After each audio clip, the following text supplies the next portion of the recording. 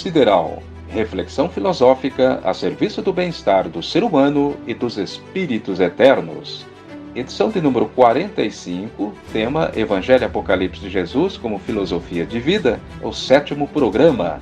Apresentado por mim, Ataíde Alves, com a participação de amigos na Terra e nas comunidades siderais. Prezados ouvintes, é um grande prazer mais uma vez compartilhar com todos mais uma reflexão do nosso Luz Sideral e damos continuidade à série Evangelho e Apocalipse de Jesus. Até agora temos discorrido sobre as diversas passagens narradas pelos 4 evangelistas, Mateus, Marcos, Lucas e João, e em seguida então adentraremos o livro das profecias finais. Então hoje vamos refletir sobre a passagem enigmática do último capítulo do Evangelho de Jesus, segundo João, capítulo 21, versículos de 1 a 14. A aparição à margem do lago do Tiberíades.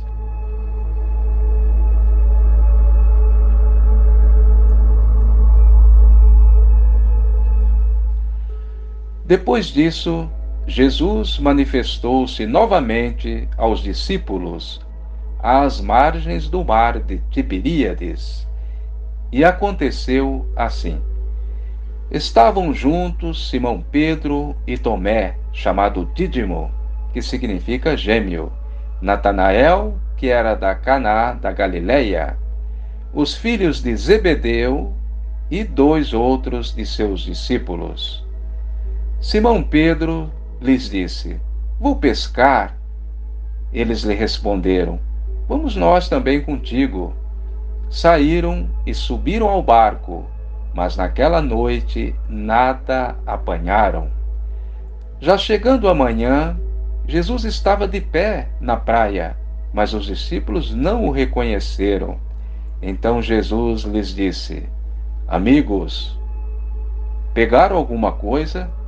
Eles responderam: Nada. Disse-lhe Jesus: Lançai a rede à direita da embarcação e achareis. Lançaram-na então, e já não tinha força para puxá-la, por causa da quantidade de peixes. Então aquele discípulo que Jesus amava disse a Pedro: É o Rabi. Simão Pedro, ouvindo-o dizer: É o Rabi, imediatamente vestiu sua roupa, porque estava nu, e atirou-se ao mar. Os outros discípulos, que não estavam longe da terra, mas apenas a cerca de 200 côvados, vieram com o barco, arrastando a rede com os peixes. Quando saltaram em terra, viram brasas acesas, tendo por cima peixe e pão. E Jesus lhes disse: Trazei-me alguns dos peixes que apanhastes. Simão Pedro subiu então ao barco e arrastou para a terra a rede, cheia de 153 peixes grandes. E apesar de serem tantos, a rede não se rompeu. Disse-lhe Jesus: Vinde comer. E nenhum dos discípulos ousou perguntar-lhe quem era, porque intimamente sabiam que era o Rabi.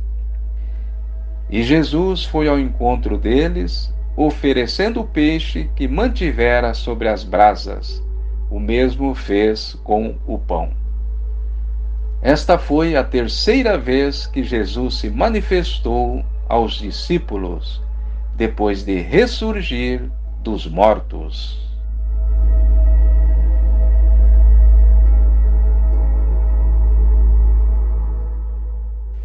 Bom, esta passagem requer aí uma profunda reflexão, dada a sua complexidade para aquela época e ainda para hoje. Observa, amigos ouvintes, que ainda é um grande tabu, um grande mistério, essa história de ressuscitar após a morte, não é mesmo? Ou o desencarne, sendo essa última maneira de falar a maneira mais correta, já que os mortos não morrem. Aliás, é o título do livro do grande escritor brasileiro Paiva Neto, Os Mortos Não Morrem, pela editora Elevação. Então, o correto é dizer desencarnar, se desligar da carne. Mas como aceitar isso num mundo tão carente de conhecimento das leis eternas que nos regem na Terra e no mundo sideral? é bem provável que aqueles valorosos apóstolos do Cristo também tivessem lá suas dúvidas, né, sobre o assunto, já que estavam se deparando pela primeira vez com aquela morte, né, com aquele fato glorioso de ver uma pessoa amiga ressuscitada após o fenômeno da morte. E essa pessoa comer peixe e pão com eles, como se fosse um deles. Que coisa magistral, extraordinária, hein? Quer dizer que a gente não morre? Somos eternos? Puxa, isso é demais.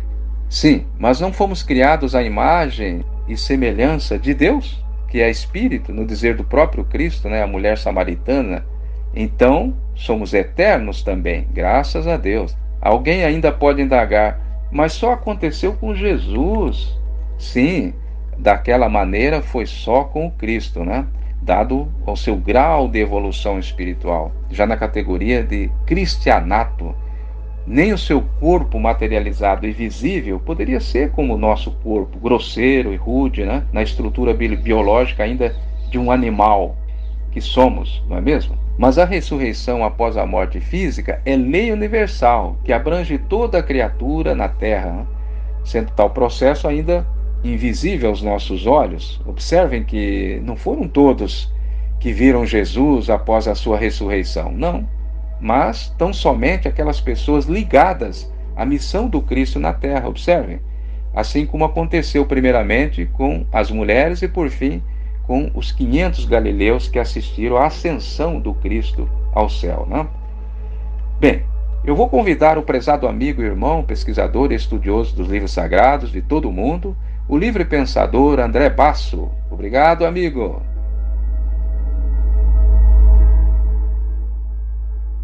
Ataíde e amigos ouvintes de mais uma edição do programa Luz Sideral. Muito obrigado pela oportunidade. Este é o 45º programa.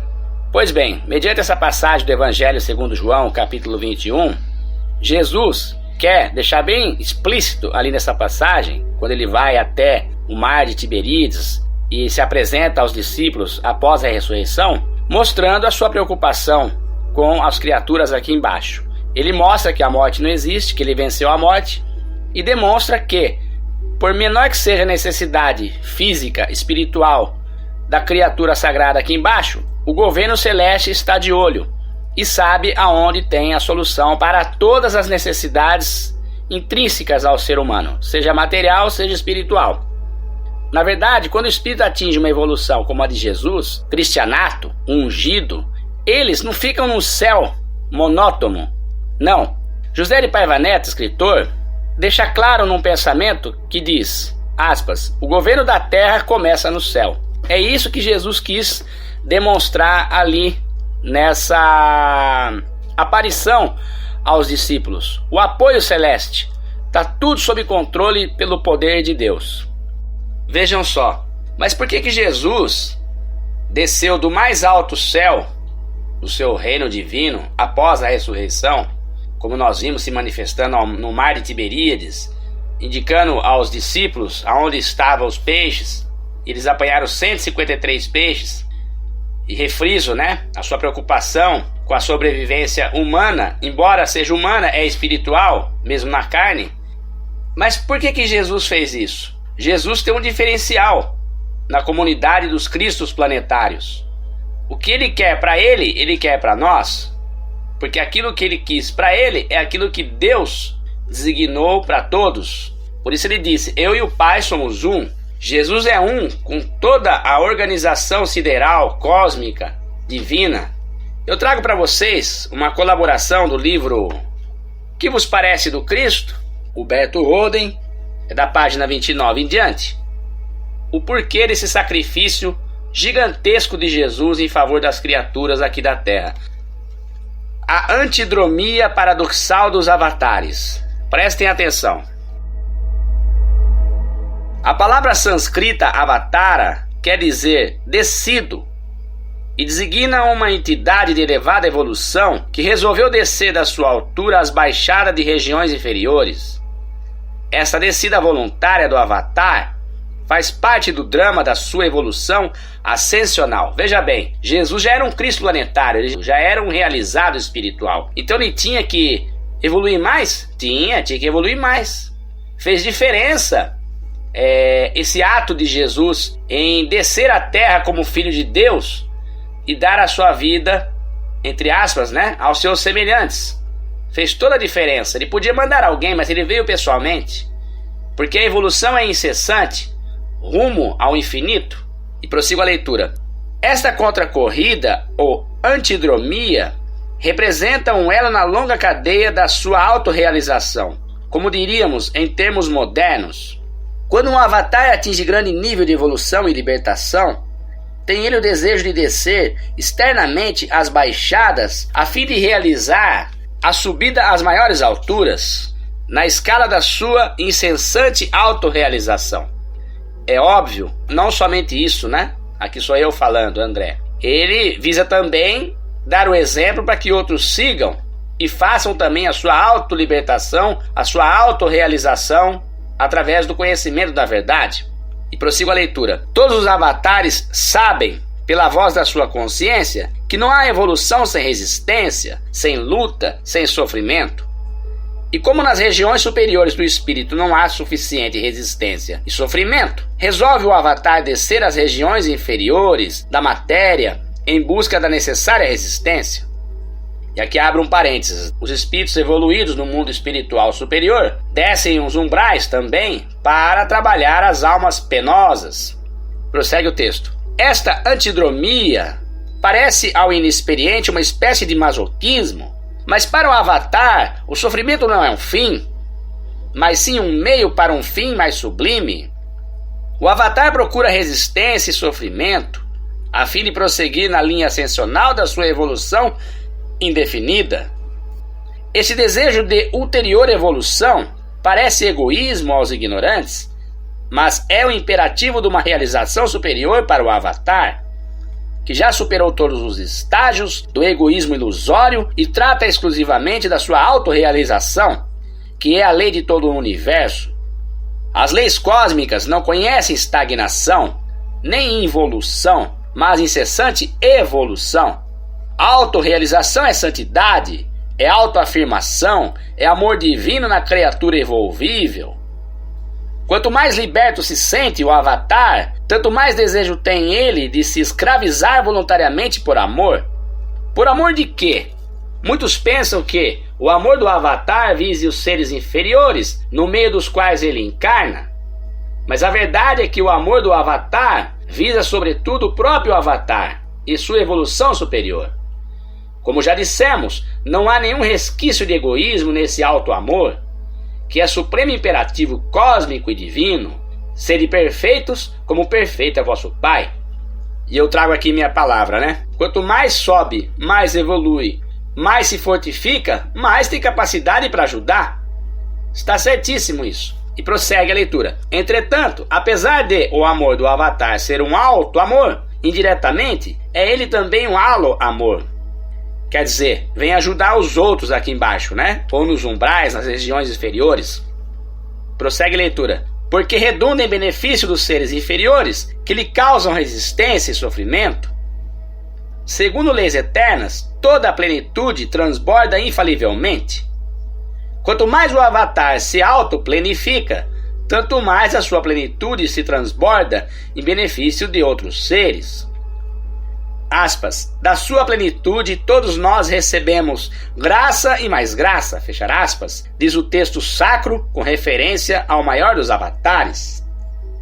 Esses seres superiores que realizam a sua própria plenitude são os benfeitores ignotos de outros seres. Não é possível ser realmente bom sem fazer bem aos outros seres devidamente receptivos. É esta a maravilhosa simbiose do universo. Esse é um trecho do livro Que Vos Parece do Cristo, Huberto Roden. E aqui no livro Os Mortos Não Morrem, outra cooperação do escritor e jornalista José de Paiva Neto, na página 109, em seu livro ele traz uma palavra também, uma cooperação. E diz o autor do livro Os Mortos Não Morrem: mensageiros do saber espiritual humano. Deus tem designado tantos mensageiros nas inúmeras áreas do saber espiritual humano. Eles são os novos Moisés e os profetas multiplicados pelas culturas do planeta, anunciando essas verdades, e ainda assim muitos ficarão atônitos quando se depararem com esses acontecimentos. As manifestações espirituais desde sempre estão aí, em todo canto, na religião, na ciência, na filosofia, na política, na economia, na arte, no esporte, enfim.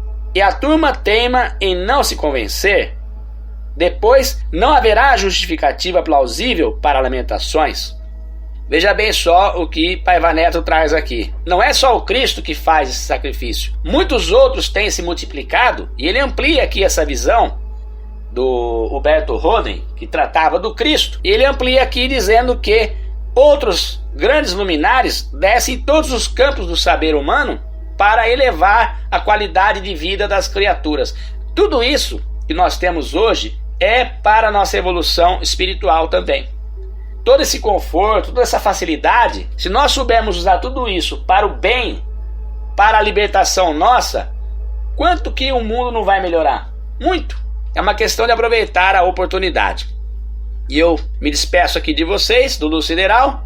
Gratidão aí por mais uma participação. Um abraço a todos. Obrigado, André. Eis aí, caros ouvintes, um breve estudo e reflexão nestes 7 programas, tentando mostrar aí um pouco da grandiosidade do Evangelho de Jesus, que não é para ser lido e esquecido, mas para ser estudado diariamente e colocado em prática os seus ensinos como filosofia de vida. Por isso eu convido a todos que continuem na trilha da Luz Sideral, porque nas próximas edições vamos estudar o Apocalipse, que é a continuidade do Evangelho de Jesus, que Alziro Zaruro denominava de o Evangelho Moderno. Portanto, todos estão cordialmente convidados, inclusive para participar aqui com seus comentários, escritos ou falados. Então, muita luz sideral na vida de todos e até a próxima!